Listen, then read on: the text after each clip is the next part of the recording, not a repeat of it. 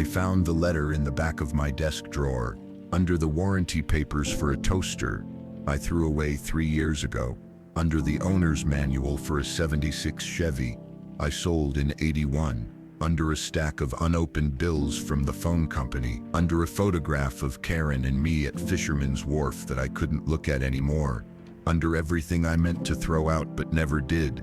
The paper was yellow, not aged yellow. It was yellow when I wrote it. Some kind of legal pad from the hardware store where I worked that summer. The summer of '75. The summer I came back and everything was wrong. The summer I thought if I just got a normal job and did normal things I would become normal again. I was wrong.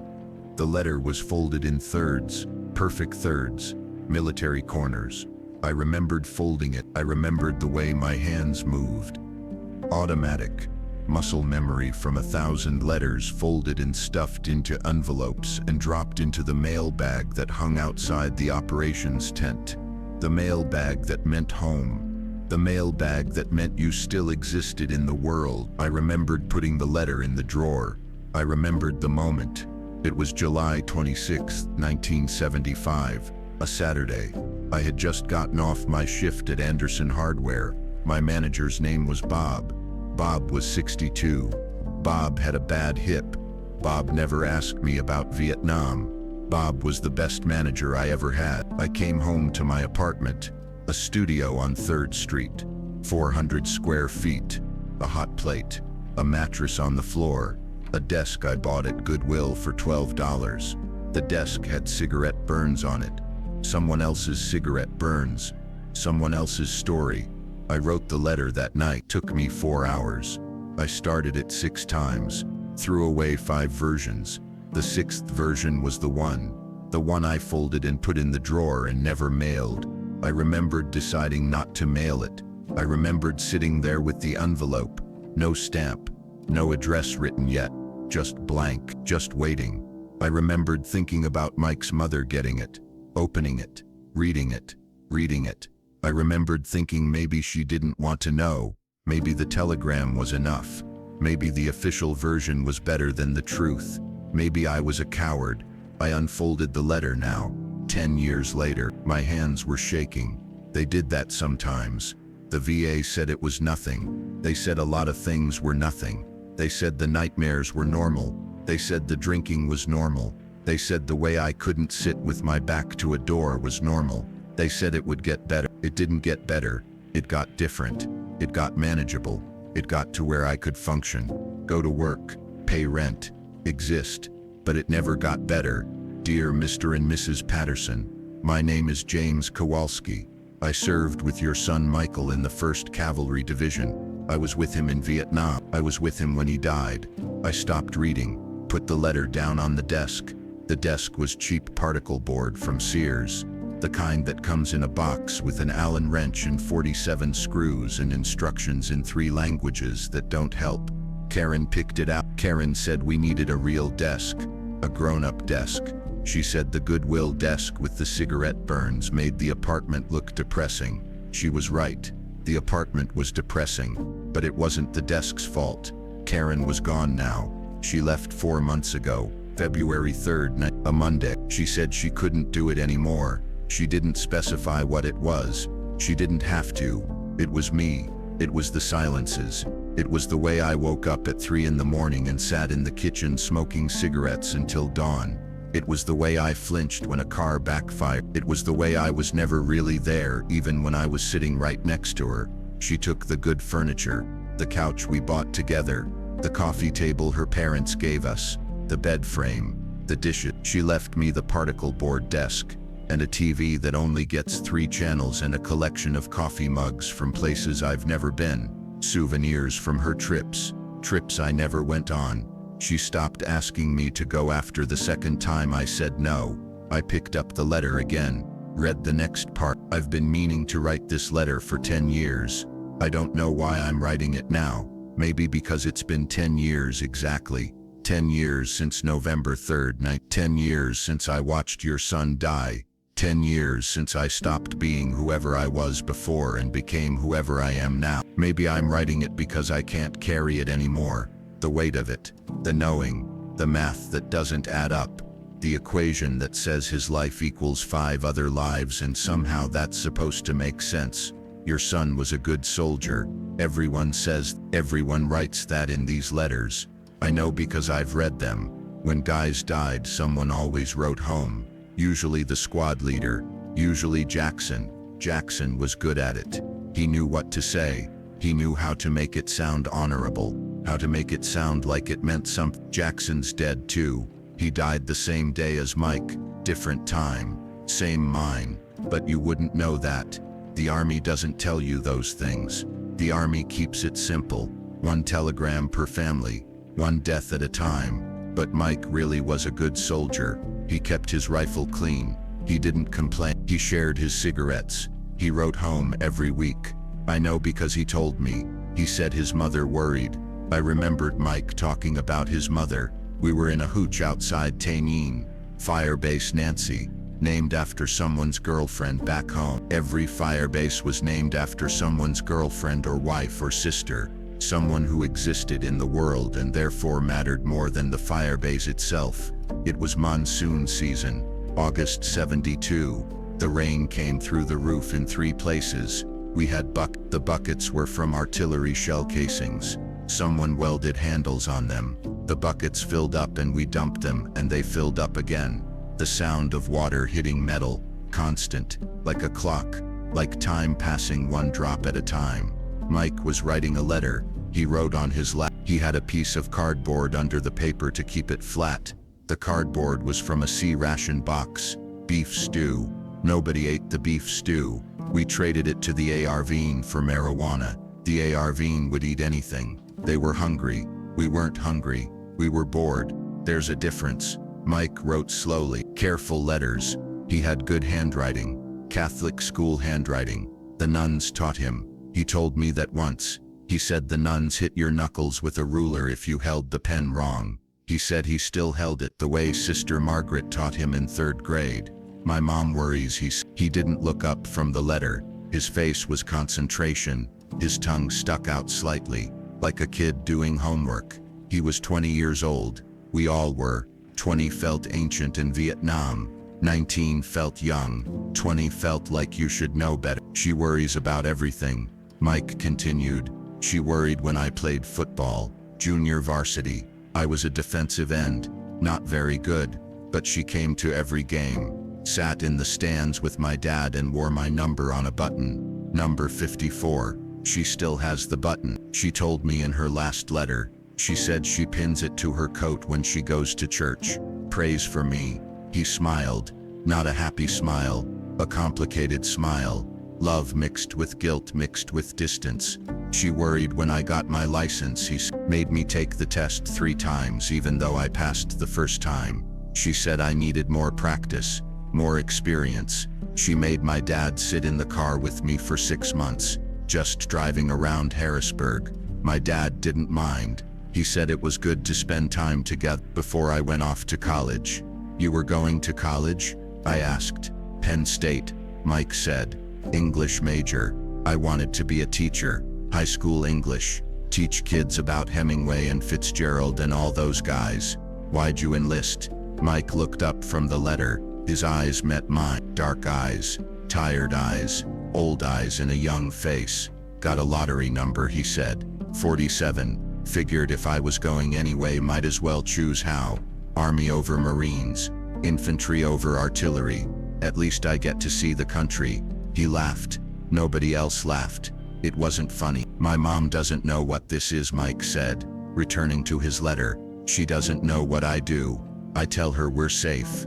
I tell her we're fixing roads and handing out food and teaching kids English. I tell her the war's almost over. Nixon said so. Everybody said so. Maybe it is. Maybe Mike said. It wasn't. We sat there. Rain hitting the buckets. Cicadas screaming. Somewhere in the distance. Artillery. Artillery. Harassment and interdiction fire. And I shooting at nothing. Shooting at grid coordinates. Shooting because that's what artillery does. Mike finished his letter, folded it, put it in an envelope, wrote the address. His handwriting was perfect, even, controlled. Sister Margaret would have been proud. He sealed the envelope, licked the flap, pressed it down, put the letter in his pocket, the pocket over his heart. Everyone kept letters there, letters in, letters out, over the heart, like armor, like faith. You write home? Mike asked. Sometimes. I said. What do you tell them? That I'm fine. Are you fine? No. Mike nodded. He understood. We all understood. Nobody was fine, but fine was what you wrote. Fine was what kept them from worrying. Fine was the lie that let them sleep at night. I got up from the desk, walked to the kitchen. The kitchen was small, 6 feet by 8 feet. A galley kitchen. That's what the realtor called it when Karen and I looked at the place. A cozy galley kitchen. Cozy meant small. Galley meant cramped. I opened the refrigerator. There was beer.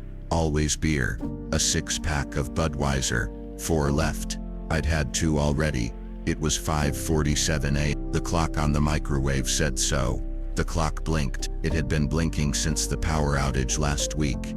I didn't reset it. Time didn't matter much. I took a beer, closed the refrigerator. The refrigerator hummed. Everything hummed in this apartment. The refrigerator, the heater, the fluorescent light in the bathroom, constant white noise. Some people would find it annoying. I found it comforting. Better than silence. Silence meant listening. Listening meant hearing things that weren't there. I opened the beer. The sound of the cap coming off was loud. Metal on metal. Everything was loud sometimes. Car doors slamming, phones ringing, thunder, fireworks. The 4th of July was difficult. Karen learned not to suggest we watch the fireworks. She learned a lot of things not to suggest. I drank the beer standing up, looked out the window. The window faced the parking lot, 2nd floor, Building C, Unit. I could see my car from here, a 79 Datsun B2 hatchback, rust on the wheel wells. The muffler held on with wire and hope. The car ran. That's all that mattered. Karen hated that car. She said it was embarrassing. She said we should get a real car, a Honda maybe, or a Toyota, something reliable, something respectable. I kept the Datsun. The parking lot was empty except for a few cars, Mrs. Chen's Buick, Mr. Rodriguez's pickup truck. The kid in 208 had a motorcycle, a Kawasaki. He worked nights. I heard him come home around 3 a.m. The motorcycle was loud. I didn't mind. I was always awake at 3 a.m. anyway. I finished the beer, got another one, walked back to the living room. The living room had a couch. Karen's parents' old couch. They gave it to us when they upgraded. Brown plaid, scratchy fabric. One of the legs was broken. I propped it up with a stack of National Geographics. I didn't read the magazines. I kept them, because they were there when I moved in. The previous tenant left them. I added to the stack. Now there were 47 issues, holding up the couch. I didn't sit on the couch. I sat at the desk, picked up the letter. There were 8 of us on the patrol. Mike was point. That means he walked first. That means he looked for tripwires and punji sticks, and pressure plates, and anything else that wanted to kill us. That means he was the one most likely to die. We rotated point. Everybody walked point. It was fair that way. Nobody wanted to walk point, but everybody did. That's how it worked. You took your turn. You did your time. You hoped you survived long enough to let someone else take a turn. It was Mike's turn. I was 4th in line, behind Jackson and behind Ramirez and behind Washington. I was carrying the radio, 73 pounds with the batteries, PRC 77. We called it a prick 77. I carried it because I was good with radios.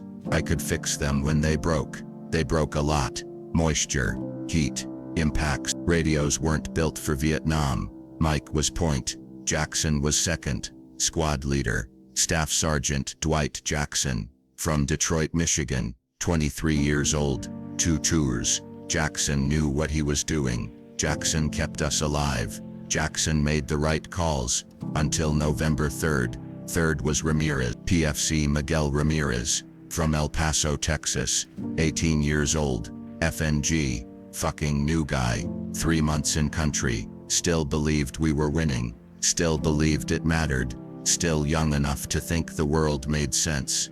Fourth was me. Fifth was Washington. Specialist Marcus Washington from Philadelphia, Pennsylvania. Mike's homeboy. They joined together, buddies from high school. Washington played basketball. Mike played football. They promised each other they'd make it home. They promised Mike's mom. They shook on it. Washington told me that story once. He said he still felt Mike's hand. He said he couldn't stop feeling it. Sixth was Cooper. Private First Class James Cooper. Not me, different James. We called him Coop. From rural Alabama, 21 years old, married, had a kid he'd never met. The kid was born 2 months after he deployed. A girl. He carried her picture. The picture was wrinkled from sweat and humidity. You couldn't see her face anymore. He showed it to everyone anyway. Seventh was Phillips. Private Thomas Phillips. From Portland, Oregon, 19 years old. Quiet. Never talked. Never complained. Did his job. I didn't know anything else about him. You didn't learn much about the quiet ones. The quiet ones kept it inside. Maybe that was better. Eighth was Doc Martinez. Our medic. Not really named Martinez. His real name was Kowalski. Same as me. No relation. We called him Doc to avoid confusion. From Chicago. 24 years old.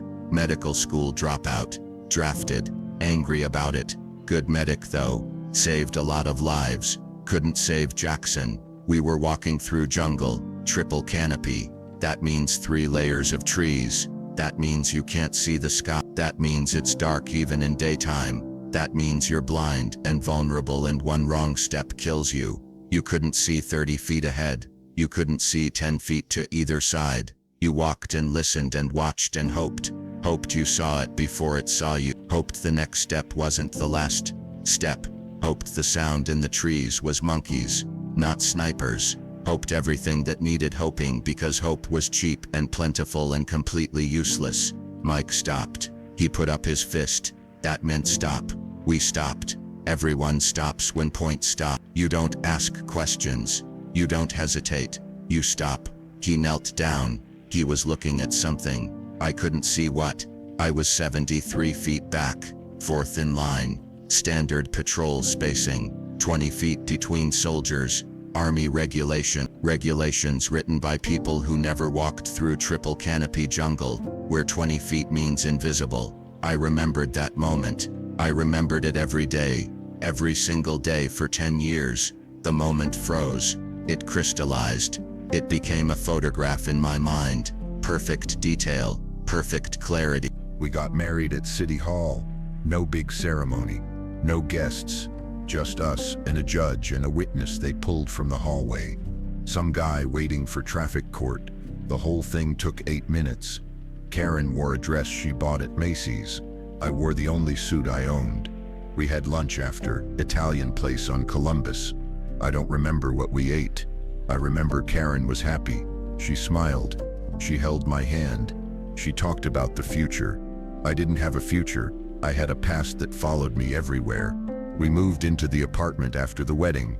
The 1-bedroom on Geary Street, better than my studio. Bigger, nicer, 2 windows. Karen said we should paint. Make it ours. Make it home. We never painted. The walls stayed white. Hospital white. Institutional white. The kind of white that means nothing. Karen got pregnant in 1981. We didn't plan it. It just happened. She was excited. She bought books. She made lists. She talked about names. She wanted to call it Sarah if it was a girl, Michael if it was a boy. She lost it at 14 weeks. Miscarriage. The doctor said it was common. The doctor said these things happen. The doctor said there was nothing anyone could do. Karen cried for 3 days. I didn't cry. I sat with her. I held her. I said the right things, but I didn't feel it. I couldn't access it. The part of me that felt things had died in Vietnam, the part that grieved and mourned and processed loss, that part was gone. That part stayed in the jungle with Mike and Jackson and all the others. Karen tried again, got pregnant in 1983, lost it at 9 weeks. The doctor said the same things. Common. These things happen. Nothing anyone could do. Karen stopped trying after that. She stopped talking about kids. She stopped talking about the future. She started talking about separation. She started talking about space. She started talking in code. The way you do when you're trying to leave but don't want to hurt someone. The way you cushion the blow. The way you make it sound mutual. It wasn't mutual. She left. I stayed. She moved to her parents' house in Daly City. I stayed in the apartment. Our apartment. Her apartment. My apartment. The apartment that was supposed to be a beginning but turned out to be an ending. She took her clothes, her books, her records. She left the coffee mugs. Souvenirs from places I never went. Seattle, Portland, Reno, Lake Tahoe.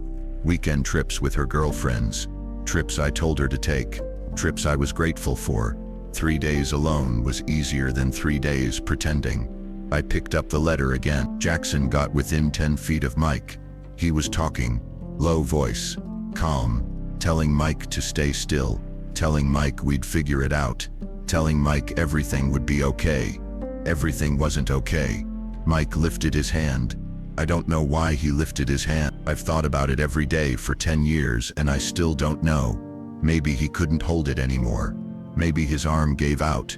Maybe his hand cramped. Maybe he got tired of waiting. Maybe he made a choice. Maybe he saw Jackson getting closer and knew what would happen when the mine went off. Knew Jackson was in the kill radius. Knew all of us were if we got any closer. Knew the math. Knew 1 death was better than 8 deaths. Knew and decided. Maybe he decided it was better this way. Quick. Certain. Before we all died trying to save him. Before we got close enough for the shrapnel to reach us. Before the moment stretched any longer and made it worse. I want to believe he lifted his hand because his arm gave out. Because biology failed him. Because it wasn't a choice. Because it was just bad luck compounded by worse luck compounded by the universe being indifferent and cruel. But I don't believe that. I believe Mike lifted his hand because he was brave, because he did the math. Because he loved us more than he loved himself. Because he was 20 years old and from Harrisburg, Pennsylvania, and wanted to be a high school English teacher and teach kids about Hemingway. Because he was all of those things and none of those things mattered except the math. 1 for 7, 1 for 8. If you count himself, bad math, necessary math, terrible math.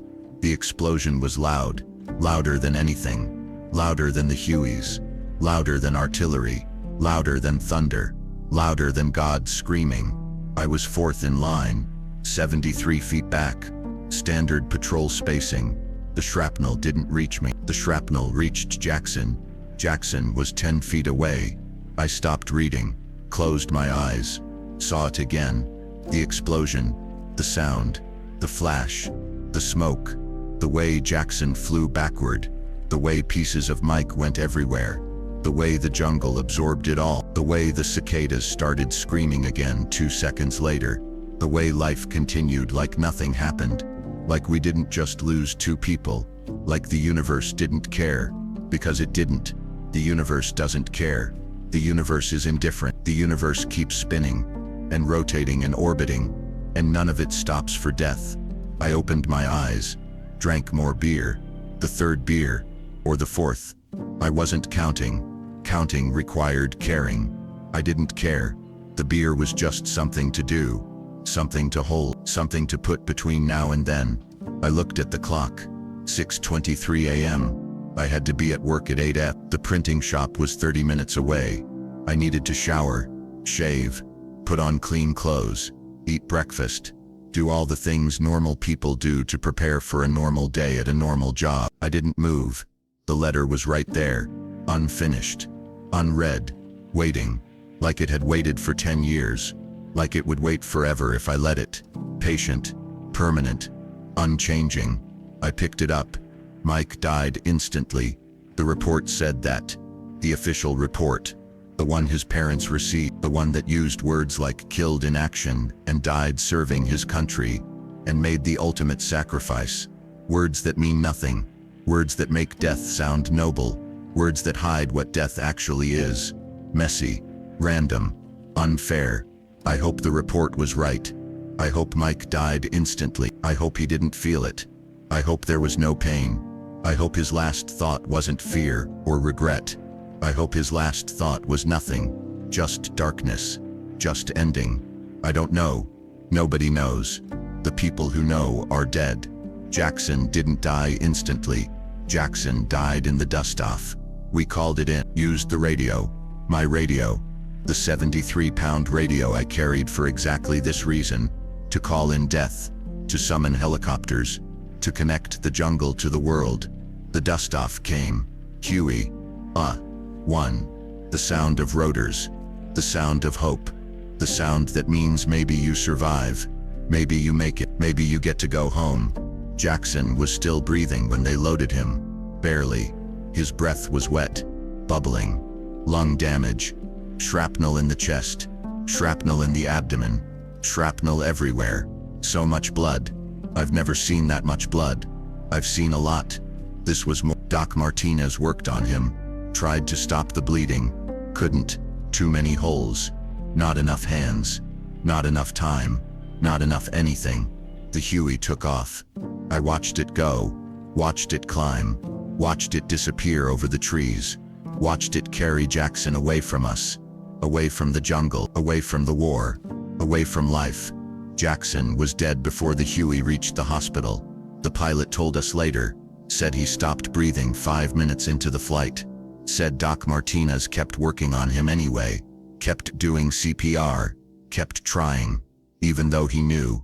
Even though everyone knew. You keep trying. That's what medics do. They try. I put the letter down. Stood up. Walked to the bathroom. Turned on the light. The fluorescent bulb. Flickered. Hummed. Settled into that harsh white light that makes everything look worse. I looked in the mirror. Saw someone I didn't recognize. 43 years old. But looked older. Gray at the temples. Lines around the eyes. Lines around the mouth. Thin. Too thin. I weighed 158 pounds. I weighed 190 before Vietnam. 32 pounds gone. Karen said I should eat more. I said I wasn't hungry. I was never hungry. I turned on the shower. Waited for the water to get hot. It took a while. The building was old. The pipes were old. Everything was old. Except the rent. The rent was new. The rent went up every year.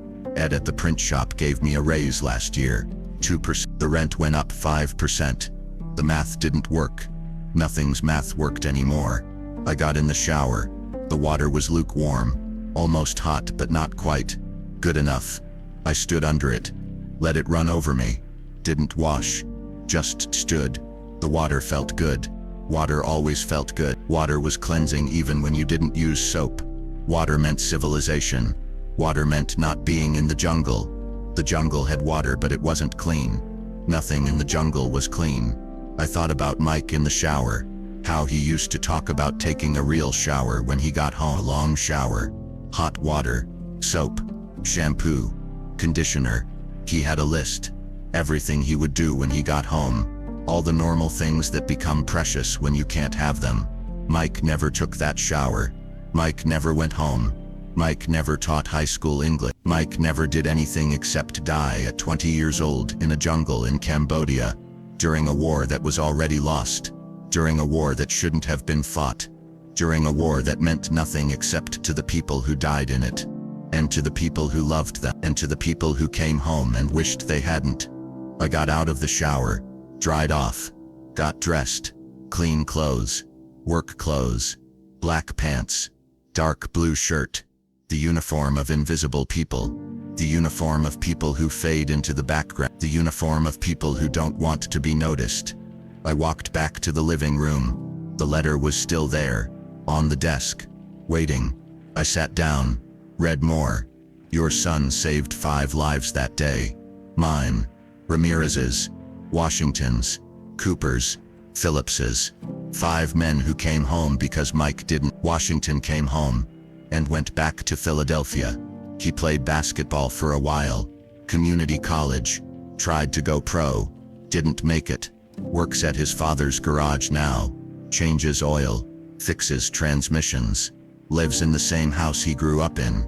I got a letter from him once. He said he still thinks about Mike. He said he still feels like he broke a promise. He promised Mike's mom they'd both make it home. He made it. Mike didn't. He said he doesn't know how to carry that. I wrote him back. Said there's no way to carry it. You just carry it anyway. Ramirez came home and went to college. Used the GI Bill. Studied engineering. Works for an oil company now. Houston. Makes good money. Has a wife. Has kids. Has a life. I don't know if he thinks about Mike. I hope he doesn't. I hope somebody got out clean. Cooper came home and met his daughter, the one born while he was deployed. Her name is Jennifer. She's 12 now. I don't know anything else about Cooper. We lost touch. People do that. Come home and drift apart. Too many memories. Too much shared trauma. Sometimes the people who survive the war can't survive the peace. Phillips came home and killed himself. 3 months after discharge. Hanged himself in his parents' garage in Portland, Oregon. The VA said it wasn't service-connected. The VA says a lot of things. I came home. I got married. I got divorced. I got a job. I work at a printing shop. I run the offset press. I live in a 1-bedroom apartment in San Jose. I drive a '79 Datsun. I drink too much. I don't sleep right. I see things. I hear things. The VA gave me pills. The pills don't work. Nothing works except time. And time doesn't heal. Time just creates distance. Distance between who you were and who you are. Distance you can never cross back. Your son is still dying every night in my dreams. Your son is still kneeling on that mine. Your son is still lifting his hand. Your son is still making that choice. Over and over. Forever. The past doesn't pass. It just keeps happening. Different time. Same event. Eternal present tense. I'm writing this because I need you to know. I need you to know Mike chose it. He saved us. He did the math. He picked 1/7. He was brave. He was selfless. He was everything the telegram said and more. I'm writing this because I'm sorry. I'm sorry I'm alive. I'm sorry he's dead. I'm sorry the math worked out that way. I'm sorry I can't fix it. I'm sorry doesn't mean anything. I'm sorry I'm writing this 10 years too late. I'm sorry I'll probably never mail it. I'm stopped reading. The letter was almost done. Just the signature left. The ending. The final words from 1975 to people I'd never met in a place I'd never been about a son who died saving strangers. I folded the letter. Same 3 folds. Same military corner. Same precision that meant nothing except muscle memory. Same ritual that made chaos feel orderly for 3 seconds. I put the letter back in the envelope. The envelope was blank. No address. No stamp. No postmark. Just potential. Just possibility. Just a choice I'd never make. I opened the desk drawer. Put the letter back. Under the warranty papers. Under the owner's manual. Under the photograph of Karen. Under everything I meant to throw out but never did. I closed the drawer. I sat there. The lamp was still on. The beer was empty. The apartment was quiet except for the humming refrigerator and the fluorescent bathroom light I'd forgotten to turn off and the sound of my own breathing. I thought about Mike's mother getting the telegram. November. Some soldier in dress uniform standing on the porch at 47 Maple Street. The mother opening the door. Already knowing. They always know. Some instinct. Some connection. The soldier saying the words. The Secretary of the Army has asked me to express his deep regret that your son. I thought about her reading those words. Those official words. Those incomplete words. Those words that say everything and nothing. Those words that reduce a life to a casualty.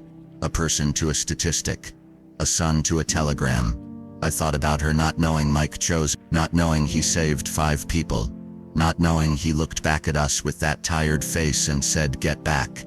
In that steady voice like it was just another Tuesday afternoon telling us the weather changed. I thought about her thinking her son just died. Random.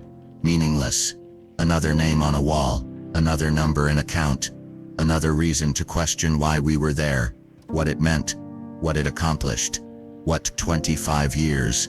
And 58,000 deaths. And millions of Vietnamese deaths. And billions of dollars and the soul of a nation bought us. Nothing. It bought us nothing. It bought us trauma. It bought us shame. It bought us divisions that haven't healed. It bought us a generation of men who came home broken. It bought us graveyards and memorials and movies that got it wrong. It bought us nothing except pain. I thought about writing the letter again, better this time, clearer, without the 10 years of rust and distance, without the drinking and the divorce and the slow degradation of believing anything matters. Just the facts.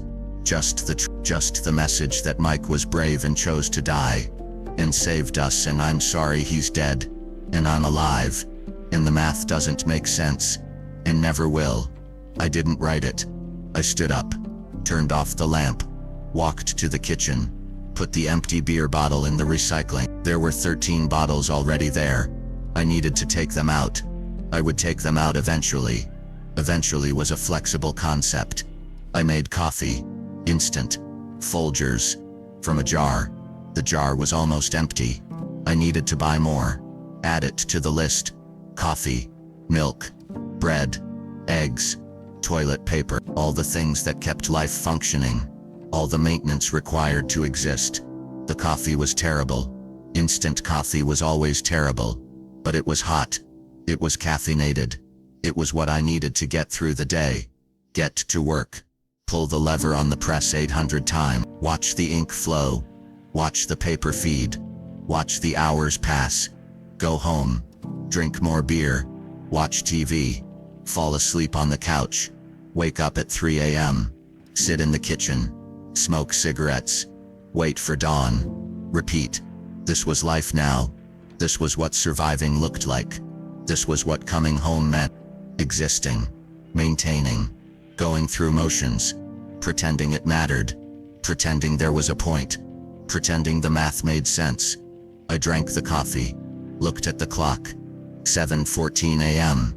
Time to go. Time to leave. Time to put on the disguise and be normal for 8 hours. I put on my jacket, grabbed my keys, looked back at the desk. The drawer was closed. The letter was inside. The letter would stay inside. Hidden. Unread. Unmailed. A permanent draft. A perpetual apology. A confession that would never be heard. I walked to the door. Stopped. Turned around. Walked back to the desk. Opened the drawer. Took out the letter. Held it. The paper was yellow. The folds were sharp. The weight was nothing. 3 pages. Maybe 2 ounces. Nothing physical. Everything metaphorical. I could mail it. Find the address. Buy a stamp. Walk to the mailbox on the corner.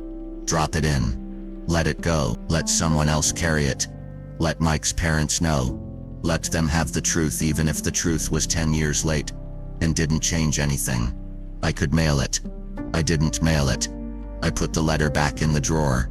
Closed the drawer. Walked to the door. Opened it.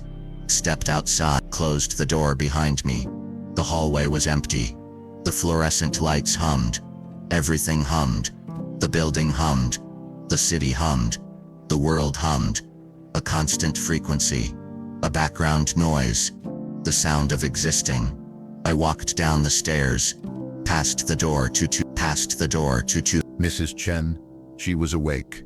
I heard her TV, game shows, The Price is Right, daytime television for people who didn't work, people who had lives that allowed them to watch TV at 7:30 a.m. on a Thursday.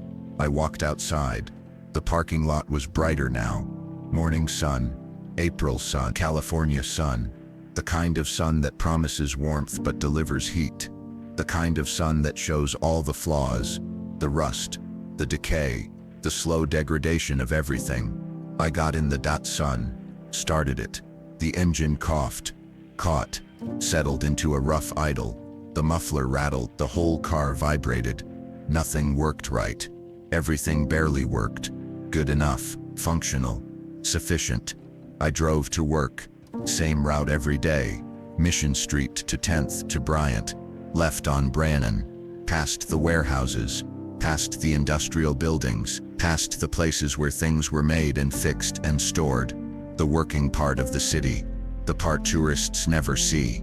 The printing shop was on the corner of Brannan and 7th. Anderson Printing. Established 9th. The sign was faded. The building was old. The equipment was older, but it worked. We printed business cards and letterhead, and flyers for local businesses, small operations.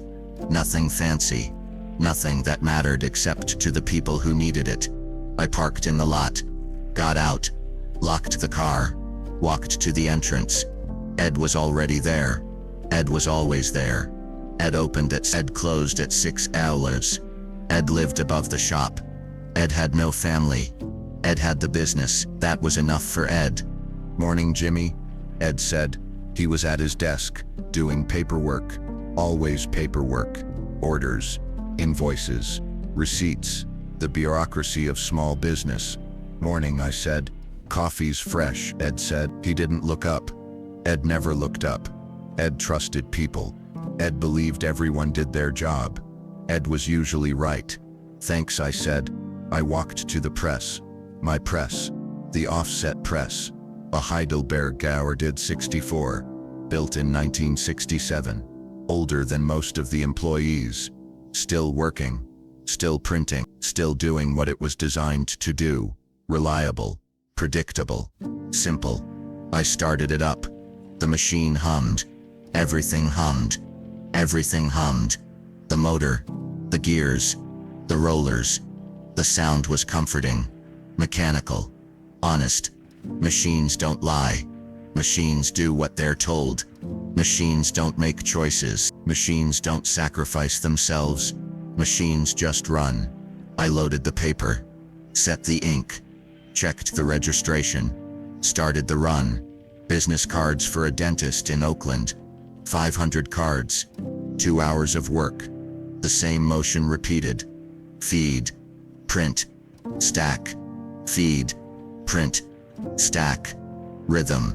Meditation. Forgetting. This was what I did. This was who I was. A pressman. A printer. A person who made things other people needed. Small things. Unimportant things. Things that would be thrown away or filed or forgotten. It was enough.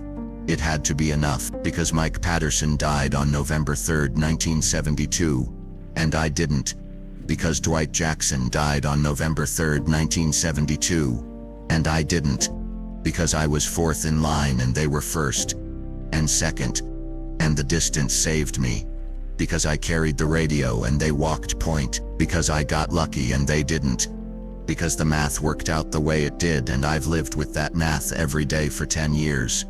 The math doesn't make sense. It never will. I kept running the press. Feed. Print. Stack. Feed. Print. Stack. The cards piled up. The work continued. The day passed. The letter stayed in the drawer. Mike stayed in the ground. I stayed in the world. And none of it meant anything except it meant everything, and I couldn't tell the difference anymore.